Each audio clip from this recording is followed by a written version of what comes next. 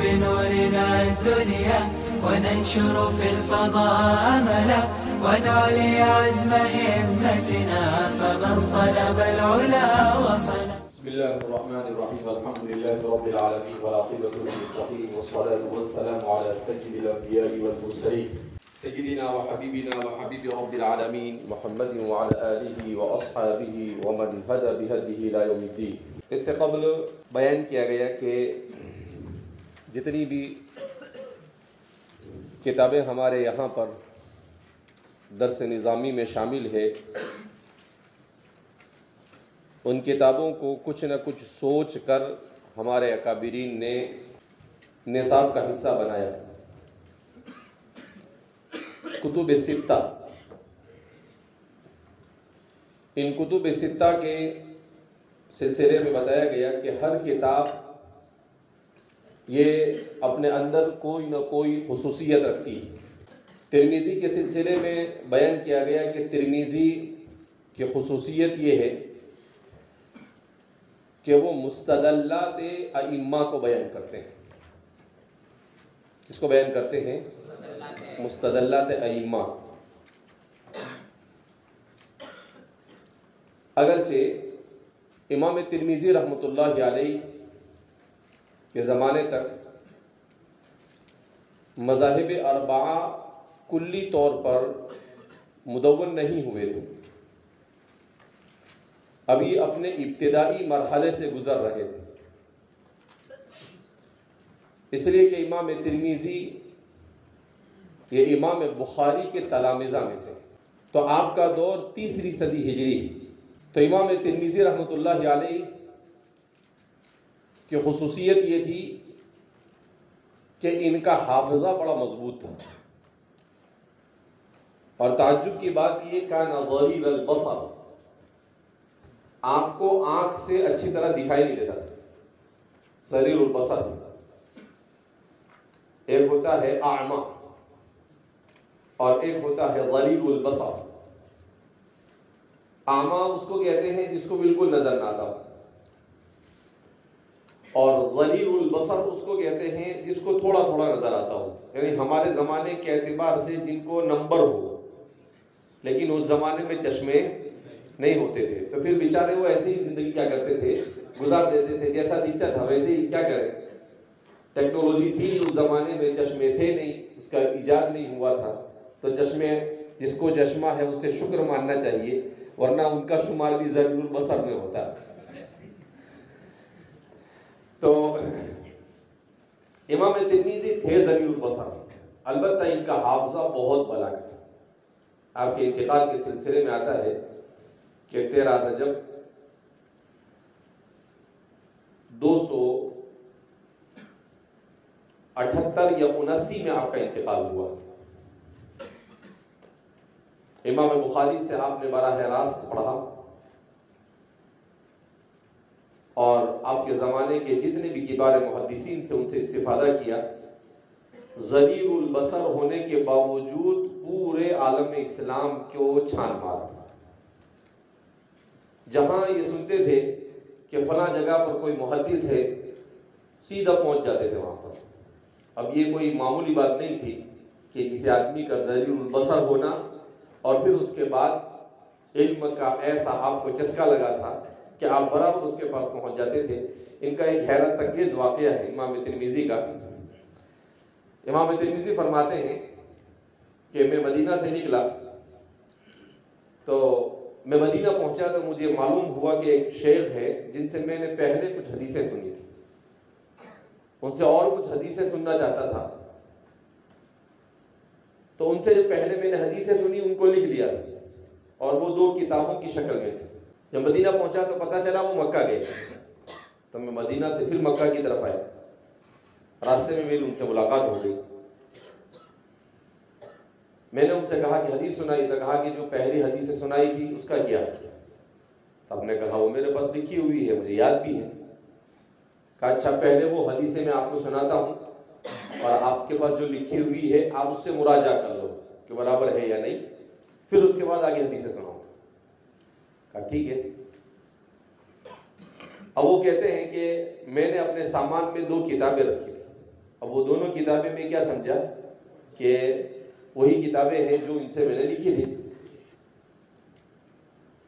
جب انہوں نے سنانا شروع کیا میں نے نکالا اور ایسے کھولا تو کہا نبی اعظم، اس میں کچھ بھی لکھا ہوا ہے. اب انہوں نے پڑھنا شروع کر دیا تو میں کیسے ان سے کہتا کہ بھئی میرے ساتھ ایسا حادثہ ہو گیا. میں چپ چاپ ایسے ہی انگلی پھراتا، ان کی نظر پڑ گئی تو بولتے ہیں بیوقوف بناتا ہے مجھے. کیوں؟ اس میں تو کچھ لکھا ہوا ہے نہیں. انہوں نے کہا ٹھیک ہے، اس میں نے لکھا یا لکھا ہو، میرے دماغ میں کیا ہوا ہے لکھا ہوا ہے. کہا چلو سناؤ. وہ محدثین بھی بڑے سخت ہوتے تھے. انہوں نے سنانا شروع کیا اور ساری حدیثیں سنا دی بغیر غلطی. تو انہوں نے سوال کیا، حل راجعتہ، کیا تم نے اس کا مراجعہ کیا تھا، اس کا دور کیا تھا، اس کو پڑھ کر آئے کیا تھا؟ کہا نہیں، بالکل اچانک آپ نے بولا اور میں نے سنا دیا. کہا ایسا ہو ہی نہیں سکتا ہے، ایک غلطی نہیں گئی تمہاری اتنی ساری روایتوں کے اندر میں، یہ ناممکن ہے، بیوقوف بناتے ہو. تو کہا کہ آپ اور امتحان لے لیجیے.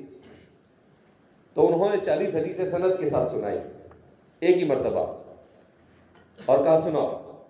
تو انہوں نے ایک مرتبہ وہ 40 حدیثیں سنی اور فوراً بغیر غلطی کی سنا دی. ما اخطأت فی حرف، کیا لکھا انہوں نے؟ ایک حرف میں بھی غلطی نہیں ہوئی. تو شیخ کہنے لگے ما رأیت مثلک، تمہارے جیسا حافظہ والا تو میں نے کبھی دیکھا ہی نہیں. جنات ایک انسان ہے، ایک مرتبہ سنتا ہے اور ٹیپ کی طرح کیا کرتا ہے، یاد کر لیتا ہے. تو ایسا زبردست ان کا حافظہ تھا امام ترمذی رحمۃ اللہ علیہ. تو امام ترمذی رحمۃ اللہ علیہ کے زمانے تک ابواب فقہ ابھی مرتب نہیں ہوئے تھے. یعنی فقہ کے جو مسالک ہے، امام احمد بن حنبل کا زمانہ ہے، امام شافعی کا آخری زمانہ آپ نے پایا. تو ظاہر سی بات ہے کہ ابھی تو فقہا حیات تھے، تو مذاہب فقہیہ مکمل طور پر مدور نہیں ہوئے. البتہ مذاہب کے چرچے بہت تھے، مذاہب کے چرچے بہت تھے کہ امام ابو حنیفہ یوں کہتے ہیں، امام ابو یوسف یوں کہتے ہیں، امام مالک نے یہ کہا، امام ابن ابی لیلہ نے یہ کہا، امام ابن سیرین نے یہ کہا، عبداللہ ابن مبارک نے یہ کہا. تو ایک فقہ نہیں تھی، بہت ساری فقہ تھی. تو آپ کو آپ کے سامنے یہ 4 فقہ نہیں تھی، آپ کے سامنے بہت ساری فقہ تھی. تو امام ترمذی رحمۃ اللہ علیہ نے جو بہت زیادہ مشہور تھے، ان مشہور مذاہب اور مشہور ائمہ کے مستدلات کو اپنی کتاب میں ایسے جگہ دی کہ ہر ایک کی ایک ایک دلیل کے طور پر ایک ایک روایت کیا کرتے پیش کرتے. اب امام ترمذی کے پیش نظر یہ ہوگا یا نہیں ہوگا اللہ اعلم بالصواب، لیکن جن لوگوں نے اس کا استقصاء کیا، جنہوں نے اس کو استقراء سے پڑھا اس کتاب کو، انہوں نے یہ اندازہ لگایا کہ ایسا محسوس ہوتا ہے گویا کہ اگر انہوں نے نہیں کیا تو اللہ نے ان سے کام لیا، کہ وہ مستدلات ائمہ مشاہیر کو اپنی کتاب کے اندر میں جگہ دیتے ہیں، ایک ایک روایت بیان کرتے ہیں اور وہ فی الباب کہہ کر آگے بڑھ جاتے ہیں کہ اور اس باب میں فنا فنا فنا فنا صحابی کی حدیثیں اور کیا ہے موجود ہے، اب تم جاؤ سر مارو اس کو ڈھونڈتے پھرو. تو باقاعدہ بعض لوگوں نے اس کے اوپر کام کیا وفی الباب کے اوپر. امام ترمذی وفی الباب کہتے ہیں تو وہ روایتیں کہاں ہیں، کون سی ہے، کیسی ہے، ان ساری روایتوں کو جمع کیا. 10 20 جلدوں کے اندر میں ایسی کتاب کیا ہوئی ہے، وجود میں آئی ہے، جس میں امام ترمذی کے وفی الباب کے اوپر کیا کیا گیا ہے، کام کیا گیا ہے. ہمارے بر صغیر کے ایک بڑے محدث گزرے ہیں مولانا حبیب اللہ مختار صاحب، انہوں نے اس کے اوپر کام کیا ہے. کشف الخیفہ اس طرح کا کچھ نام ہے اس کا. اسی طریقے سے شیخ علی حیدر کر یمن کے بہت بڑے عالم ہیں، جو ابھی 5-6 سال پہلے جامعہ میں جب ترمذی کا دورہ ہوا تھا اس وقت تشریف لائے تھے، انہوں نے بھی اس کے اوپر وفی الباب کے اوپر کام کیا ہے. اور تقریباً 15 جلدوں کے اندر میں وہ کتاب آئی ہے کہ امام ترمذی وفی الباب کہہ کر جن چیزوں کی طرف اشارہ کرتے ہیں وہ کون سی روایتیں ہیں، کون سی کتابوں میں ہیں، کس سند کے ساتھ ہے اور سند کا کیا حکم ہے. تو الحمدللہ ہمارے محدثین کہیں پر کسی چیز کو ذرہ برابر بھی اگر اگلوں نے کچھ چھوڑا ہے تو پچھلوں نے آگر اس کو پورا کر دیا، لیکن کہیں پر کوئی کمی باقی رکھی نہیں. تو امام ترمذی یہ مستدلات کے اندر میں مشہور ہے، اور امام ترمذی جیسا کہ بیان کیا گیا کہ امام ترمذی کی خصوصیت یہ ہے کہ امام ترمذی یہ علل حدیث کے بڑے ماہر تھے، علل حدیث کے بڑے ماہر تھے، احادیث کی علتیں کہ کون سی حدیث کے اندر میں کون سی علت پائی جاتی ہے، کس علت کی بنیاد پر اس حدیث کے اوپر کیا حکم لگے گا، یہ علم حدیث کے باب میں سب سے زیادہ مشکل فن مانا جاتا ہے علل حدیث کا۔ اصحاب ائمہ ستہ سبھی کو اس میں مہارت تھی، مگر خاص طور پر امام نسائی اور امام ترمذی ان دونوں کو اس باب میں یعنی علل احادیث کے اندر میں ید طول حاصل تھا، اور بڑی زبردست مہارت ان لوگوں کو حاصل تھی۔ العلل کے نام سے آپ کی کتابیں ہیں، امام نسائی نے بھی کتابیں چھوڑی ہے، اور العلل کے نام سے امام ترمذی نے بھی اپنی کتابیں تصنیف اور تالیف کی ہے، جس میں احادیث کے اوپر علتوں کی حیثیت سے آپ نے کلام کیا ہے۔ بہرحال امام ترمذی چونکہ اس کتاب کا شمار دو طرح سے کیا جاتا ہے، بعض حضرات نے اس کو جامع کہا ہے اور بعض حضرات نے اس کو سنن کہا ہے۔ اس کو عام طور پر تو اس کا شمار سنن میں ہوتا ہے۔ صحاح ستہ میں 4 کتابیں ایسی ہیں جس کو سنن اربعہ کہا جاتا ہے، اور 2 کتابیں ایسی ہیں جس کو جوامع کہا جاتا ہے، جامع بخاری اور جامع مسلم۔ اور امام ترمذی کی کتاب پر بعض حضرات نے جامع کا حکم لگایا ہے، البتہ اس کے سنن ہونے میں کوئی کلام نہیں۔ جامع اور سنن میں فرق کیا ہوتا ہے؟ جامع اور سنن میں فرق یہ ہوتا ہے کہ جو کتاب جامع ہوتی ہے وہ تمام کے تمام ابواب فقہ، ابواب زندگی کے جتنے بھی شعبے ہیں ان تمام کے تمام شعبوں سے متعلق ابواب کو جامع ہوا کرتی ہے۔ کسی نے اس کو 7 میں تقسیم کیا، کسی نے 8 میں تقسیم کیا، کسی نے کہا کہ بھائی کتاب الایمان ہے، اسی طریقے سے کتاب الطہارہ ہے، کتاب الصلاۃ ہے، کتاب التفسیر ہے، کتاب الفتن ہے، اور کتاب النکاح ہے۔ تو اس طریقے سے ان تمام جتنے بھی انسان کو مسائل پیش آ سکتے ہیں دنیا کے اندر میں، ان تمام کے تمام مسائل کو ذکر کیا جائے اسے جامع کہا جاتا ہے۔ اور جہاں پر کسی کتاب میں فقہ کی حیثیت سے جس کتاب کو مرتب کیا جائے اسے سنن کہا جاتا ہے۔ تو اس کتاب کو چونکہ فقہی ابواب پر مرتب کیا گیا ہے کہ پہلے کتاب الطہارہ بیان کرتے ہیں، اس کے بعد کتاب الصلاۃ، اس کے بعد کتاب الزکوٰۃ، اور پھر اس کے بعد کتاب الحج، پھر کتاب الصوم، اس کے بعد کتاب الحج، اور پھر اس کے بعد آگے کی کتابیں ذکر کرتے ہیں۔ تو جس طرح سے فقہاء نے بیان کیا ہے اسی انداز میں جو بیان کرتا ہے تو اسے کیا کہا جاتا ہے؟ جیسے آپ دیکھیں گے ہدایہ کہاں سے شروع ہوتی ہے؟ کتاب الطہارہ سے۔ کہاں سے شروع ہوتی ہے؟ تو جتنی بھی اسی طرح سے جو کتابیں طہارت یعنی جن کتابوں کو فقہی ابواب کے اوپر مرتب کیا جاتا ہے ان کتابوں کو حدیث کے باب میں سنن کہا جاتا ہے۔ انہیں کیا کہا جاتا ہے؟ سنن۔ اصل میں حدیث کے لیے 2 لفظ استعمال ہوتے ہیں، ایک ہے الحدیث اور دوسرا ہے السنہ۔ اس سلسلے میں ہمارے متقدمین اور متاخرین کے درمیان بڑا شدید اختلاف پایا جاتا ہے۔ بعض حضرات کا کہنا ہے کہ حدیث یہ عام ہے، ہر طرح کے فرمان رسول کو حدیث کہا جاتا ہے، اور السنہ رسول اللہ صلی اللہ علیہ وسلم کے ان فرامین پر اس کا اطلاق ہوتا ہے جو کسی مسئلے پر دلیل بن سکے، جو کسی مسئلے پر کیا بن سکے؟ دلیل بن سکے، اسے کیا کہا جاتا ہے؟ السنہ کہا جاتا ہے۔ ان احادیث کو سنت کہا جاتا ہے۔ بعض نے کہا کہ ایسا کچھ نہیں ہے، حدیث اور سنت دونوں ایک دوسرے کے لیے مترادف کے طور پر کیا ہوتے ہیں؟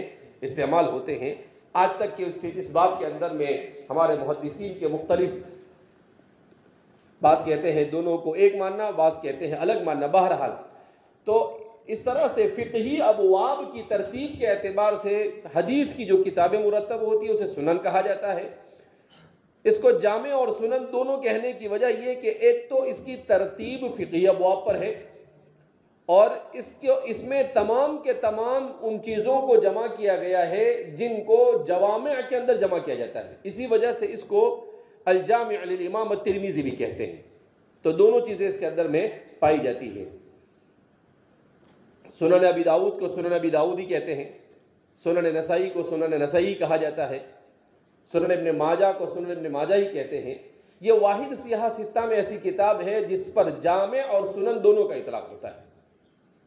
یہ واحد ایسی کتاب ہے جس پر جامع اور سنن دونوں کا اطلاق ہوتا ہے. ابواب الزکات عن رسول اللہ صلی اللہ علیہ وسلم. جیسا کہ بیان کیا گیا کہ فقہی ترتیب پر چونکہ آپ نے کام کیا ہے تو سب سے پہلے کتاب ابواب الطہارہ کو بیان کرتے ہیں، اس کے بعد ابواب الصلاۃ کو بیان کرتے ہیں. ابواب الصلاۃ میں آخر میں ابواب السفر کو بیان کرنے کے بعد آپ باب الزکات کو بیان کرتے ہیں. تو یہ ترتیب امام ترمذی نے کیوں رکھی ہے؟ سیدھی سی بات ہے کہ نماز سب سے اہم ترین عبادت ہے. جیسا کہ اللہ کے رسول صلی اللہ علیہ وسلم سے پوچھا گیا، حضرت عبداللہ ابن مسعود کی روایت ہم نے گزشتہ کل ہی پڑھی کہ حضرت عبداللہ ابن مسعود نے پوچھا کہ سب سے افضل عمل کون سا ہے؟ ای العمل افضل.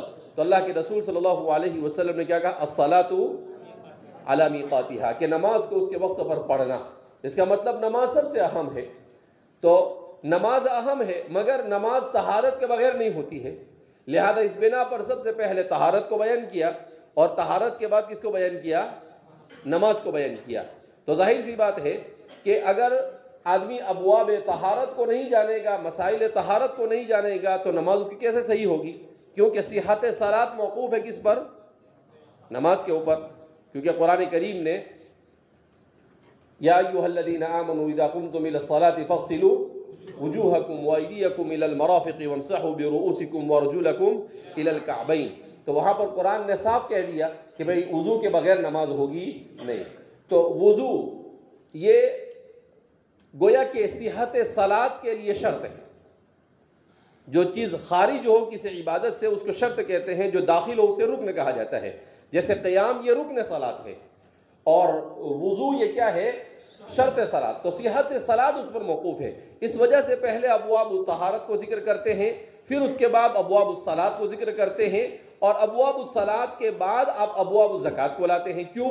اس لیے کہ قرآن کریم کا اسلوب ہمیشہ یا اقیموا الصلاۃ وآتوا الزکاۃ، کہ نماز پڑھو اور زکات دو. تو ہمیشہ قرآن کریم نے اس اسلوب کو اختیار کیا ہے کہ نماز کے بعد زکات کا حکم دیا ہے. نماز کے بعد کس کا حکم دیا ہے؟ زکات. گویا کہ اسلام کے فرائض میں دوسرا فرض یہ کیا ہے؟ زکات ہے. یعنی انسان اس دنیا کے اندر میں جو زندگی گزارتا ہے، اس زندگی گزارنے میں ایک تو ہے اس کا بدن اور دوسرا ہے اس کا مال. تو نماز کا تعلق بدنی عبادت سے ہے اور زکات کا تعلق یہ مالی عبادت سے ہے. وَأُحْضِرَتِ الْأَنفُسُ الشُّحَّ. قرآن کریم انسانوں کی فطرت کو بیان کرتا ہے کہ انسان تو بخیل الطبع واقع ہوا ہے. کیا مطلب؟ پیسہ اس سے چھوٹتا نہیں ہے، اس کو دبا کے رکھنے کی کوشش کرتا ہے. وہ سوچتا ہے کہ میرے اوپر ہی خرچ ہو، کسی دوسرے کے پاس میرا پیسہ جانا چاہیے نہیں. لہذا اس بنا پر اللہ رب العزت نے دنیا کا نظام ایسا بنایا ہے کہ دنیا میں کسی کو مالدار بنایا، کسی کو غریب بنایا. اور اس طریقے سے اللہ رب العزت نے مالداروں کو حکم دیا کہ وہ غریبوں کو، اسی لیے اللہ کے رسول صلی اللہ علیہ وسلم نے ارشاد فرمایا تؤخذ من اغنیائکم وترد الی فقرائکم، کہ زکوٰۃ کیا ہے؟ تمہارے مالداروں سے وصول کی جائے گی اور تمہارے فقیروں میں کیا کی جائے گی؟ تقسیم کی جائے گی. تو یہ اللہ نے دنیا کے اندر میں نظام بنایا ہے.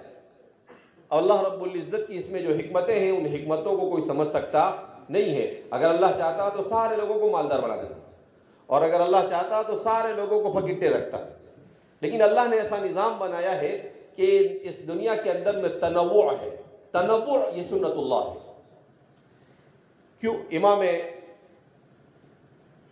ذہبی نے کسی نے ایک واقعہ ذکر کیا ہے، امام ذہبی نے غالباً، کہ حضرت موسیٰ علیہ السلام کا گزر ہوا ایک بستی سے. وہاں پر لوگ سارے مالدار اور کچھ لوگ بہت فقیر. جو مالدار تھے وہ بہت مالدار اور جو فقیر تھے بہت فقیر. تو حضرت موسیٰ نے کہا کہ اللہ یہ کیسے؟ اس کے پاس خوب ساری دولت اور یہ بیچارہ پھکٹا ہے، ان کو بھی دے دے کچھ تاکہ یہ بھی مالدار بن جائے. تو اللہ نے کہا کہ بھائی موسیٰ آپ ہماری حکمت کو سمجھتے نہیں ہیں. لیکن موسیٰ علیہ السلام بھی کبھی کبھی کیا کرتے تھے؟ ضد کرتے تھے. تو موسیٰ علیہ السلام نے کہا کہ نہیں ان کو کچھ دے دو، نہیں جان دو نہیں یار. کچھ دے دیا تو کیا آپ کے خزانے میں کیا کمی ہے؟ اللہ نے کہا ٹھیک ہے. اب کچھ دن کے بعد پھر موسیٰ علیہ السلام کا وہاں سے گزر ہوا تو دیکھا کہ سب کے اتنے بڑے بڑے بال، میلے کپڑے اور بہت بری حالت پورے گاؤں. ابھی یہ ایسا کیوں؟ کہا کہ سب مالدار ہو گئے، کوئی صفائی کرنے والا نہیں، کوئی بال کاٹنے والا نہیں، کوئی کپڑے دھونے والا نہیں، اس لیے سب ایسے ہی گھوم رہے ملنگ کے جیسے. تو موسیٰ علیہ السلام نے کہا کہ اللہ تیرا جو نظام ہو گیا ہے صحیح ہے، تیرے نظام میں ہم دخل اندازی کرتے نہیں ہے. تو یہ اللہ نے ایسا نظام بنایا دنیا کا جس کو اللہ کے علاوہ کوئی سمجھ سکتا نہیں ہے. تو اللہ نے جس کو دیا اس کی بھی آزمائش اور جس کو نہیں دیا اس کی بھی آزمائش.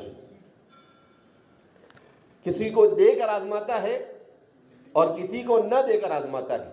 علم بھی کسی کو دے کر آزماتا ہے اور کسی کو نہ دے کر آزماتا. مال دے کر آزماتا ہے کہ مال سے محبت ہے یا اللہ سے محبت باقی رہتی ہے.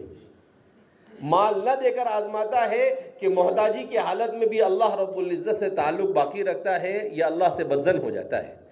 علم دے کر آزماتا ہے کہ عمل کرتا ہے یا نہیں کرتا ہے. علم نہ دے کر آزماتا ہے کہ علم کی فکر کرتا ہے یا نہیں کرتا ہے. تو ہر جگہ پر اللہ کی حکمت کیا کرتی ہے؟ کام کرتی ہے جس کو اللہ کے علاوہ کوئی سمجھ سکتا نہیں ہے. بہرحال تو کتاب الصلاۃ کے بعد کتاب الزکوٰۃ قرآن کریم کی ترتیب کے اعتبار سے کہ قرآن کریم نے بھی ہر جگہ پر احادیث مبارکہ میں بھی رسول اللہ صلی اللہ علیہ وسلم نے عام طور پر نماز کے بعد زکوٰۃ کو بیان کیا. اس وجہ سے آپ زکوٰۃ کو بیان کر رہے ہیں. سب سے پہلے زکوٰۃ کے لغوی اور اصطلاحی معنی. زکوٰۃ کے معنی لغوی کے سلسلے میں امام ابن اسیر اپنی کتاب النہایہ میں فرماتے ہیں کہ زکوٰۃ کا اصل معنی کیا ہے؟ تو کہا النماء، بڑھنا. اسی لیے عربی زبان کے اندر میں کہا جاتا ہے زکا الزرع تزکو زکوا. اس کا مطلب کھیت میں کسی چیز کو بو دیا، وہ بڑھ گئی، وہ بوئی ہوئی چیز پودے کی شکل میں باہر آئی تو کہتے ہیں زکا الزرع. زکا الزرع کہ زرع زکا ہوئی، کیا مطلب وہ نمو ہوا اس میں، یعنی بڑھ گئی. تو اس سے معلوم ہوا کہ اس کا اصل معنی یہی ہے. اس کی اصل زکون ہے. مجازن اس کا استعمال طہارت کے معنی میں بھی ہوتا ہے، برکت کے معنی میں بھی ہوتا ہے اور تعریف کے معنی میں بھی ہوتا ہے. زکوٰۃ کو زکوٰۃ کیوں کہتے ہیں؟ فرماتے ہیں کہ معنی لغوی اور معنی اصطلاحی میں مناسبت یہ ہے کہ زکوٰۃ دینے سے مال میں بڑھوتری ہوتی ہے، برکت ہوتی ہے. اس وجہ سے اسے زکوٰۃ کہتے ہیں. بعض حضرات نے کہا کہ زکوٰۃ چونکہ مال کو گندگی سے صاف کر دیتا ہے اس وجہ سے اسے زکوٰۃ کہا جاتا ہے. بہرحال جو بھی وجہ ہو سکتی ہو، زکوٰۃ کے اصطلاحی معنی اخذ شیء مخصوص. الزکوٰۃ ہی اخذ شیء مخصوص من مال مخصوص. الزکوٰۃ ہی اخذ شیء مخصوص من مال مخصوص على اوصاف مخصوصة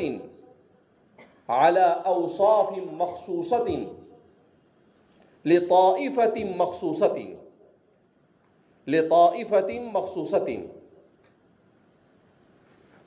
اخذ شيء مخصوص من مال مخصوص على اوصاف مخصوصة لطائفة مخصوصة. آخری بار بولتا ہوں، اخذ شیء مخصوص من مال مخصوص على اوصاف مخصوصة لطائفة مخصوصة. کہ زکوٰۃ کہا جاتا ہے مال میں سے ایک مخصوص مقدار کو مخصوص طریقے پر لے کر مخصوص لوگوں میں تقسیم کرنا. مال کی مخصوص مقدار کو مخصوص طریقے پر لے کر مخصوص لوگوں میں تقسیم کرنا. کیا مطلب اس کا؟ کہ بھائی زکوٰۃ کیا ہے؟ تو کہا کہ شریعت نے مختلف کیٹیگریاں بنائی، مختلف زکوٰۃ کے مختلف درجات، اس کے طبقات بنائے ہیں، اور اس کے اعتبار سے مخصوص مال میں سے مخصوص طریقے سے کچھ مقدار کو لے کر مخصوص لوگوں کے تقسیم کے درمیان تقسیم کرنے کا مکلف کیا ہے۔ اس طرح کی تعریف ہمارے فقہاء عام طور پر کرتے ہیں۔ بظاہر ایسا معلوم ہوتا ہے کہ تعریف المجہول بالمجہول ہے، یا تعریف المبہم بالمبہم، یا مخصوص چلا کے رکھا ہے۔ ایک تو ویسے ہی 7 کا ادا کرنا کیا ہوتا ہے، مشکل ہوتا ہے، اور ساری دنیا مخصوص سے کیا کر دیتے ہیں، بھر دیتے ہیں۔ یہ دیکھو، کبھی بھی تعریف کا مختصر ہونا ضروری ہے۔ اگر تعریف بہت بڑی ہو تو پھر اس کو یاد کرنا کیا ہوتا ہے، مشکل ہوتا ہے۔ اب تعریف مختصر ہو، اس وجہ سے ہمارے فقہاء نے اس اسلوب کو کیا کیا ہے، اختیار کیا ہے۔ پھر اس مخصوص کو آدمی سمجھ لے تو فرماتے ہیں کہ ابہام باقی رہتا نہیں۔ اب ظاہر سی بات ہے، جو لوگ نور العزا سے لے کر ہدایہ تک فقہ کی کتاباں پڑھ کر آئے ہو، حدیث کے باب میں پڑھا ہو، تفسیر کے باب میں پڑھا ہو، زکوٰۃ کے بارے میں ساری دنیا میں پڑھ کر آئے، اور پھر اس کے بعد بھی اگر وہ اس انداز میں نہ سمجھ سکے تو تبًّا لہم، ان کے لیے یہی کہا جا سکتا ہے تبًّا لہم۔ لہذا یہ جو بیان کیا کہ اخذ شیء مخصوص، اس کا مطلب کیا ہے کہ زکوٰۃ اگر مال غنیمت میں سے ہے تو اس کی ایک مخصوص مقدار ہے کہ بھئی اس میں سے خمس ہوگا۔ اگر کھیتی ہے تو اس میں الگ الگ کہ بارش کے پانی سے ہے، یا بورنگ کے پانی سے ہے، یا نہر کے پانی سے ہے، تو یا تو اس میں عشر ہوگا، زمین فتح کی ہوئی زمین ہے، یا عنون فتح کی عنون یعنی صلح کے طور پر لی ہوئی زمین ہے تو اس میں عشر آئے گا، خراج آئے گا۔ اگر بارش والی زمین نہیں ہے تو پھر اس میں عشر نہیں ہوگا بلکہ اس میں 20واں حصہ ہوگا۔ تو اس طریقے سے یہ زرع کی، اسی طریقے سے اگر جانور ہے تو اس کے لیے مخصوص طریقہ ہے کہ اگر گائے بھینس وغیرہ ہے تو اس کے اندر میں زکوٰۃ ایسے ہوگی کہ 5 پر یہ، 10 پر یہ، 15 پر یہ۔ اگر اونٹ ہے تو وہاں پر 5 پر بکری ہوگی، پھر اس کے بعد 10 ہو جاوے تو بنت مخاض، پھر بنت لبون اور جزعہ، تو یہ ساری تفصیل تو جانوروں میں اس طریقے سے اس کو لیا جاتا ہے۔ اور پھر اس کے بعد اگر کسی آدمی کے پاس سونا اور چاندی ہے تو اس کے لیے اگر سونا ہے تو اس کی مقدار بیان کی 7.5 تولہ، اگر چاندی ہے تو 52.5 تولہ۔ تو اس طریقے سے ایک مخصوص مقدار کے اوپر پھر بیان کیا من مال مخصوص، کہ ایک تو مخصوص حصہ لیا جاتا ہے کہ اگر کسی آدمی کے پاس سونا چاندی یا کرنسی ہے تو اس میں 2.5% دیا جاتا ہے۔ اگر جانور ہے تو اس میں ایک مخصوص مقدار میں اسے لیا جاتا ہے۔ تو یہ شیء مخصوص ہے، اور من مال مخصوص، جو شریعت نے جو نصاب متعین کیا وہ مال مخصوص ہے۔ وہ کیا ہے؟ مال، اور جتنا نکالنا جتنے پر ہے وہ شیء مخصوص ہے۔ اور علی اوصاف مخصوصہ، کہ اس پر حولان حول ہوا ہو اور وہ ضرورت سے زائد ہو، یہ تمام جو شرائط بیان کیے جاتے ہیں اس کو کیا کہیں گے؟ علی اوصاف مخصوصہ۔ اور لطائفۃ مخصوصہ، کہ وہ ہر ایک کو نہیں دیا جائے گا بلکہ قرآن کریم نے جن کو بیان کیا ہے، کون سے پارے میں؟ 10ویں پارے میں نا، 10ویں پارے میں ہے نا، انما الصدقات للفقراء والمساکین والعاملین علیہا والمؤلفۃ قلوبہم وفی الرقاب والغارمین وفی سبیل اللہ وابن السبیل۔ تو یہ 8 جو مخصوص افراد کو بیان کیا ہے، تو ان مخصوص افراد کو دیا جائے گا، اس کے علاوہ کسی اور کو دیا جائے گا نہیں۔ تو یہ پورے مخصوص کی تشریح ہو گئی۔